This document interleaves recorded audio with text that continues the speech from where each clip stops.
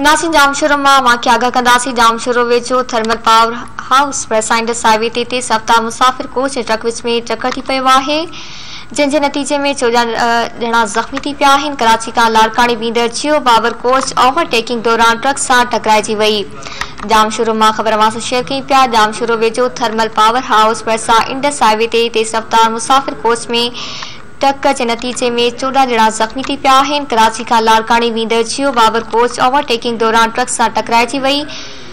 हादसे के नतीजे में औरतुनि ऐं ॿारनि समेत 14 ॼणा ज़ख़्मी थी पिया। ज़ख़्मियुनि में एहसान सोलंगी, ज़ैबुल निसा, रिज़ा मोहम्मद ऐं ॿिया शामिल आहिनि, जिन खे अस्पताल दाख़िल कयो वियो आहे।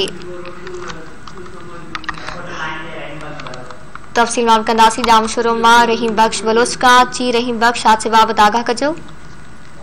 हाँ जी बिल्कुल। थर्मल पावर हाउस भरसा इंडस हाईवे ते तेज रफ्तार मुसाफिर कोच ऐं ट्रक विच में टक्कर थी पियो, जंहिंजे नतीजे में 14 ॼणा ज़ख़्मी थी पिया आहिनि। जामशोरे खां लाड़काना वेंदड़ जियो बाबर ओवरटेक दौरान ट्रक सां टकराइजी वई आहे, जंहिंजे नतीजे में औरतुनि ऐं ॿारनि समेत 14 ॼणा ज़ख़्मी थी पिया आहिनि। ज़ख़्मियुनि में एहसान सोलंगी, ज़ैबुल निसा, नूर मोहम्मद मेमण, रज़ा सदायो ऐं सफ़ा मौजूद आहिनि, जंहिंखे ठीक आहे। वॾी महिरबानी रहीम बख्श बलोच तफ़सील ॾियण जे लाइ।